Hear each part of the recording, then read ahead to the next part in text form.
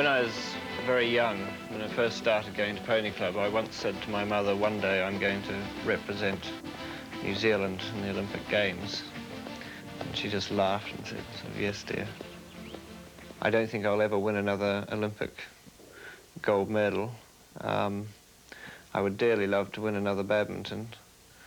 And, of course, the World Championships. It would be great if he could be Olympic champion and world champion, but anything can happen.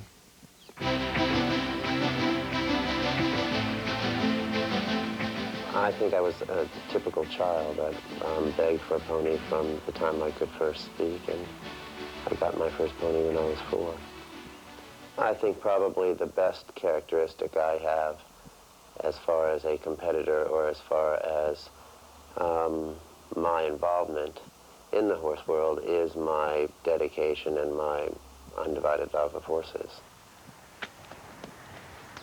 Now just quietly, don't have to rush. Quietly. 1, 2. No, don't rush, don't rush. Just steady. It certainly wasn't a burning ambition. When I left school, I was going to be a 3-day event rider. It just sort of happened.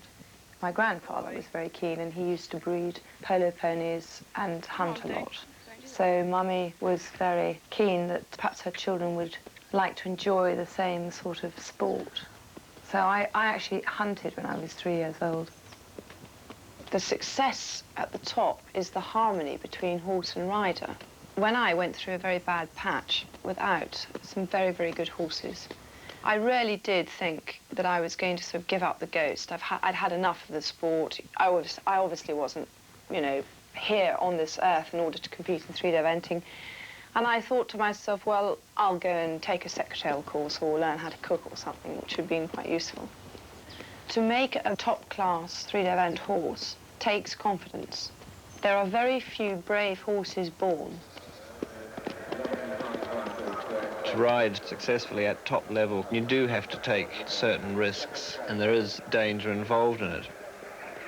At a big competition, you're not really scared. I think you want to do well, but there's so many things you know that can go wrong. The horse can fall or anything can happen. And so you're really uptight and slightly apprehensive about it. But I think we must all be sort of adrenaline addicts.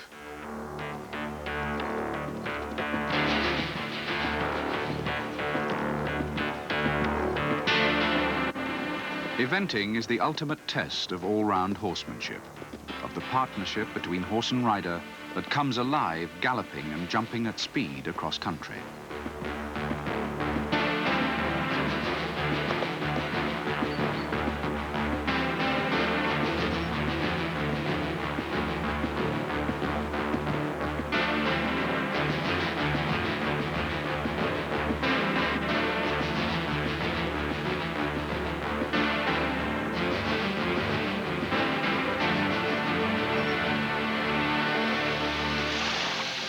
The 3-day event evolved out of the training of the horse for war. Military requirements of speed, discipline and endurance across country were in peacetime translated into an equestrian triathlon, a 3-part test of horse and rider. 45 of the world's top horsemen, mounted on the finest thoroughbreds, compete at Aldershot Central Stadium for the equestrian crown to mark the closing stages of the 14th Olympiad. High spot in this 3-day riding event is the endurance, speed and cross-country test. With time limits set for each stage of the contest, a careful check is kept by stopwatch. Every 5 seconds over or under the time margins mean a loss of 5 points. Already popular on the continent, the sport first came to England in 1948, when the Olympic trials were held at Aldershot, in front of an enthusiastic crowd. The Gigolo, Colonel Jussaume's mount, is one of the few who come down. The horse loses a shoe, and the rider 60 points. France's number 2, Commandant Emanuele, also comes to grief. His horse, Tourtel, balks an early jump and throws his rider at a second attempt. The following year, the Duke of Beaufort decided to hold a similar event on his estate at Badminton. Since then, badminton has become synonymous with the sport, and the 3 phases of dressage, cross-country and show jumping attract the largest crowds of any annual equestrian event in the world. Finally, I know you ride your nasty motorcycles at every other event. You don't ride motorcycles in Badminton Park anywhere. But it's no good you girls flapping your eyelashes at me anymore. It's Vicomte de la Gravière that you've got to tackle. We continue, obviously, to try and look after your creature comfort. The difficulty in here at Badminton above all others, because everybody wants to ride here, is to try to make the obstacles so that the best will be tested and the best will come out top, but the less good will not get eliminated and be a waste of time them having come. But I think the whole secret is the trust that is built up between horse and rider, and so important that you should avoid ever getting your horse in trouble. Some of the fences don't leave you an easy enough option. It's so wide this year that if you have a hiccup at the ditch, your horse is unlucky enough to leave a hind leg or something, and so his momentum is stopped when he gets to the other side or he goes on his knees, you're in real trouble to get up and get out.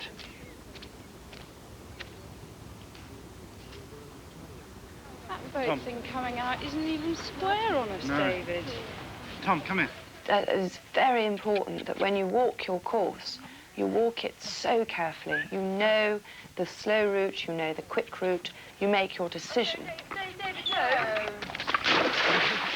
The only time you change your mind is, for example, if you're riding as an individual at Badminton.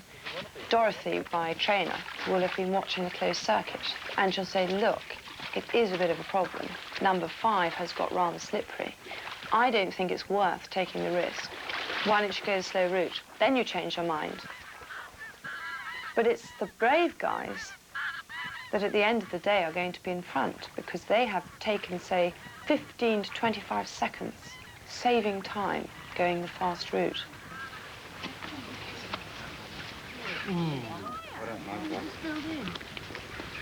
Who can go off nothing? I know, you only trot. Long before I ever dreamt of building a course, I was riding myself. I know instinctively what would have worried me if I was in their shoes, and that's what I do. Colonel Weldon fell heavily on Pinjarau at the second fence in the Badminton Senior Stakes. Fortunately, he wasn't injured, though it took him a minute or two, not helped by his impatient horse, to get his breath back. One fall doesn't daunt a rider of the Colonel's caliber, so he remounted.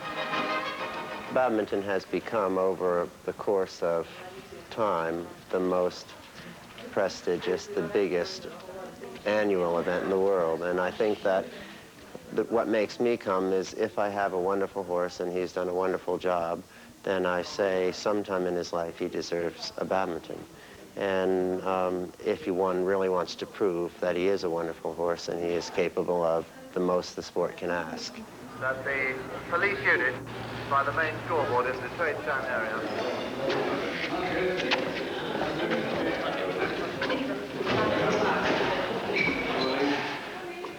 I think being from a small country like New Zealand, to start with, sort of coming over here as a fairly much an unknown, you just sort of fit in wherever you can. I think the eventing crowd anyway are a very good crowd, and they're always very friendly and willing to help, and if you're prepared to sort of get on and make the first move, then you very soon become accepted. Certainly I don't feel like a foreigner in England now. See up there. The first day's dressage should demonstrate the willing obedience of the horse. But if he is fit enough for the cross-country, he's often too full of energy to concentrate in the dressage arena. I don't think I would ever become just a dressage rider. There's not quite enough excitement in it for me. But, yeah, I do enjoy it. Cross-country has been my forte, if you like. But more recently, I've certainly worked a lot harder on the dressage.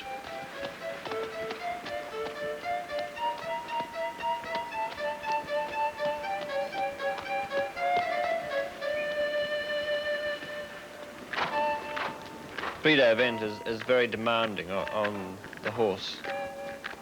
They've got to be able to be disciplined and controlled and be sensible to produce a dressage test.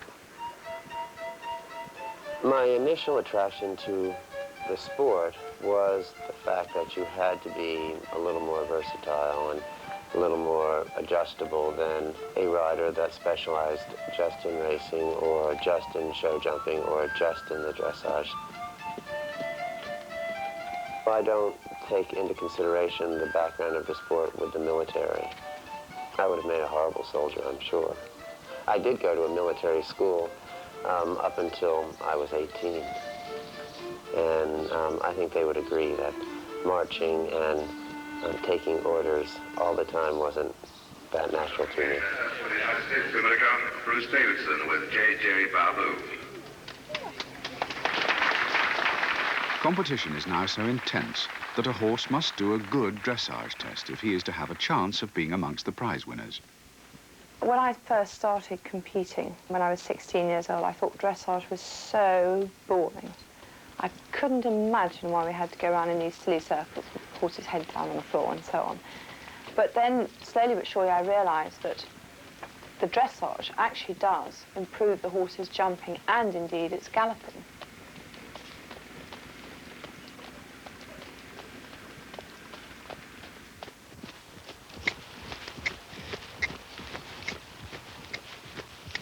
You must be more bent round your right leg. Sometimes things are felt by the rider that don't always look quite as good or as bad to somebody else. You had a bit more flow rather than stop-go. I think the most important thing is that you must be a liaison officer between the rider and the horse. I am her coach, but I think I'm her pair of eyes, really. I'm finding that he won't, when you say look for a bit more bend, he's almost going out on my inside leg rather than staying. He's not really listening to both aids. You must have him a little bit more in the tunnel, between both legs. How? Come along. One of the most important parts of the sport is actually understanding a horse's character. Rather like humans, you know, we're all different. We all have to be treated in a slightly different way. At the end of the day, you're getting to the same end, but you have to actually get there by being, shall we say, a little diplomatic. And if Prices and Nightcap were humans, I would say that Nightcap would have been the likes of, say, Gregory Peck. Very good-looking, tall, dark, charming, quiet, a real one for the birds, but very much a gentleman. Whereas Priceless would be much more sort of, say, the likes of Rambo, big, muscular hunk with sort of tattoos and a real toughie, and therefore would be treated in, again, a completely different way. Rather like Rambo, you know, point a gun at him and he'll fire back. Whereas Nightcap would sort of say, hang on a minute, let's talk about it. Women are fractionally more sensitive towards feelings of the horse. Women seem to strike up a more natural rapport than the average man. And so I would say it is not only one of the few sports that men and women can compete on what is called an equal basis, but in many cases, I think the woman has a slight advantage that way.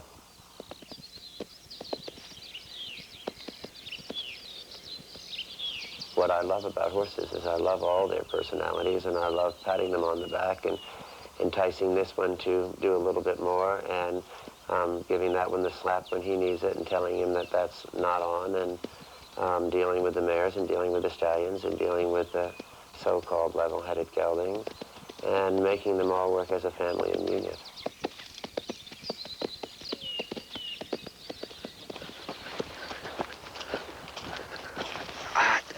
In some horses you get on and you just know that temperamentally you'd never get on with it.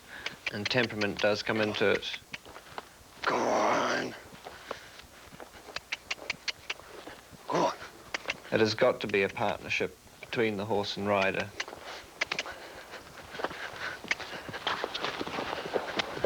Good boy. Ho, ho, ho. You've got to trust them to know that they're going to actually jump the fence and do what you ask. And they've got to have enough confidence in you not to question what you're asking them and just to get on and do it. Good man. Good man. Good man. I definitely look for horses that have reasonably good temperaments and are not difficult to ride because of their temperament. The rider is about 75% of the combination. Everybody obviously has got to have a horse, and the horse has got to be well trained. But the good rider will make a jump look easy, whereas the not so good will find it terribly difficult.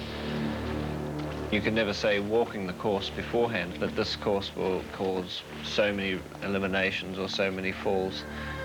Until the competition gets underway and a few horses have been round, you can't really tell.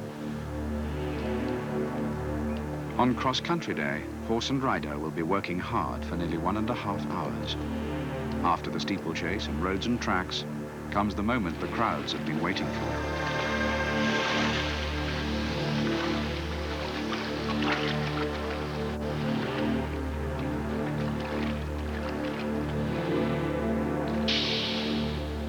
The horse doesn't jump any higher or gallop any faster than he did 100 years ago, but the rider is capable of that improvement.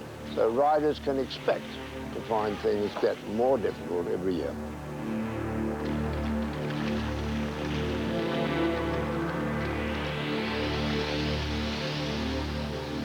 They're very often worrying. You think how you're actually going to do it before, and once you've done it, then you wonder what you were worried about.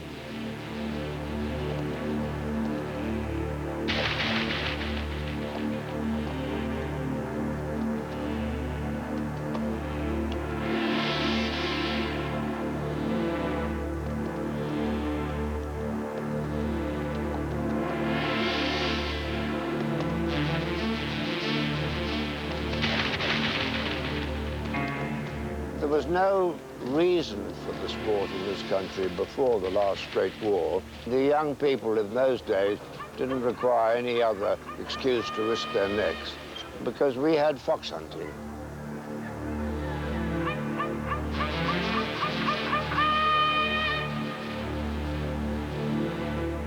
I don't consider the sport dangerous if you are a schooled rider and you understand what you're asking yourself to do, and your horse is schooled and he understands what you're asking him to do. That danger element is so greatly diminished. It's probably much more dangerous to get on the motorway and go 100 miles an hour into London on any given day.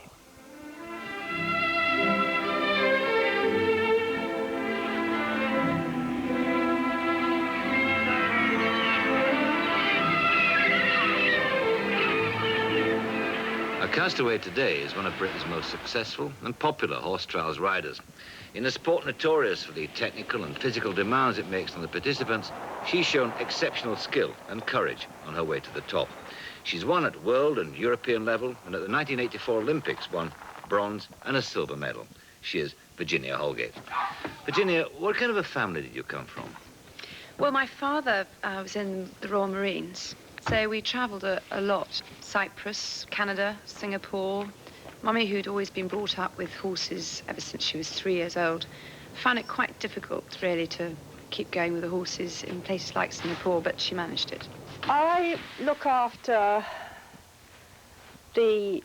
probably the stable, really, the bedding, ordering the food, discussing what they're going to eat. Dorothy does all the training, and Ginny does the fast work. Mummy is marvellous. She feeds the horses. I think the feeding of the horses is equally as important as, of course, the fitting work. So I really let her get on with it. They started at 6 with a small feed of soaked hay in order to get the digestive juices going, and then at 6:30 they're fed. At about 8 o'clock, the horses that are not going out for their exercise get a small quantity of hay. No horse is allowed to be in the stable without anything to eat for longer than 2 hours. We're very keen on the environment for the horse. All hay, and especially straw, has a great many spores which are not able to be seen with the naked eye and float around in the atmosphere. And they get down into the horse's lungs, and they're one of the things that bung up the works. So we put hay in a bag, and the bag is then soaked for 24 hours because it takes that time for the spore to swell up sufficiently not to go down into the horse's lung. It gets trapped on the way down and to sink in the atmosphere.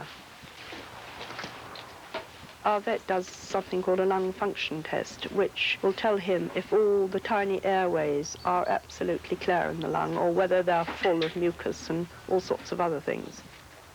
Is the orange dry, the paint?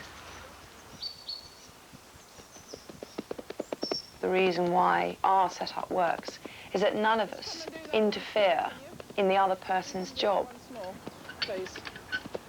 It is very much a close team, but an interesting one, because it's not often that 3 rather strong-willed, strong-minded females can get along together.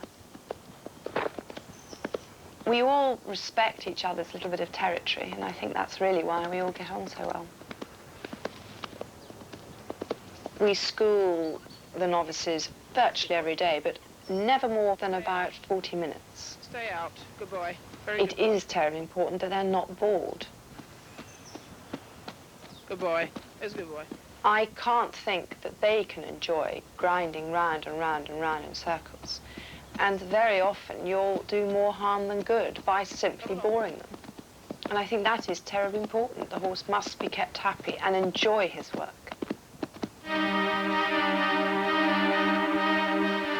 Bruce Davidson applies the same principles using a stopwatch. His fitness program is based on interval training. The ideas behind interval training are extremely simple and basic. The heart is a muscle, and the best way to train muscles, to make them stronger and to make them more durable, is to stress them for a short period and rest them, so that at no point is any muscle pushed to the point that it becomes fatigued. And the heart, being a muscle, then seems to thrive on shorter periods of work than it actually can take.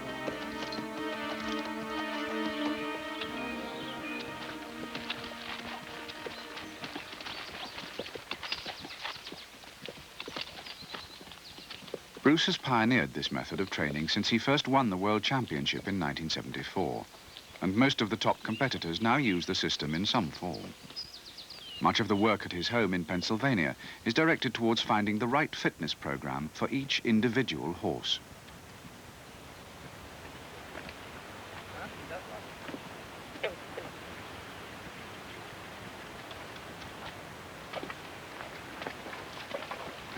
I use the swimming for all kinds of different reasons.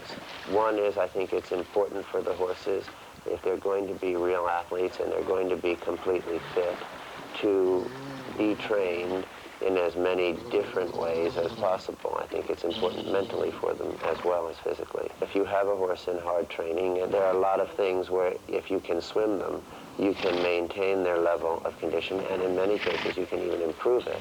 But I mostly put it in just as an additive to their conditioning.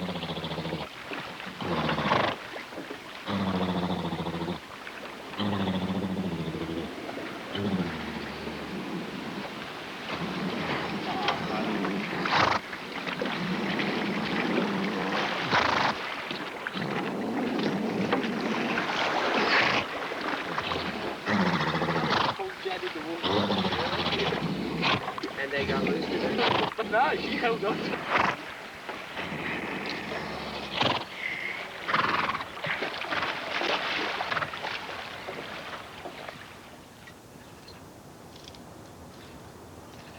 It's important to remember why we do have these animals and why we do love them so much, but also to remember that they are fun as well. And there's nothing more fun than to have a J.J. Babu that you can go to the Olympic Games with or go to badminton with and be a real contender, and at the same time do any of the things that just a normal horse would do. Oh, Nancy's got her boots on. We're going cross country.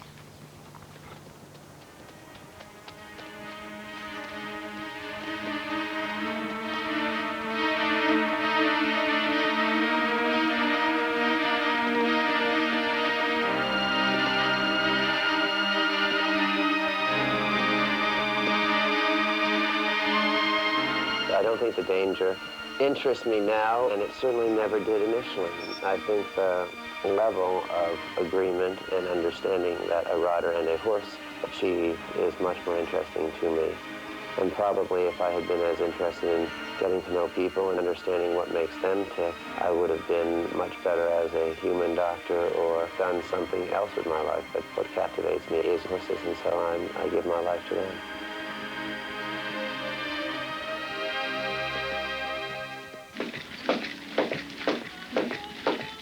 I find that riding 5 or 6 horses a day simply doesn't do the trick as far as fitness is concerned. So I work up to 700 skips a day. It's going to be a big problem training for the World Championships in Australia, mainly because of the flight, the quarantine, boredom, certainly for prices, is a problem. And you don't know how the flight is going to affect the horse. One has no means of telling. So we're slightly going into the unknown.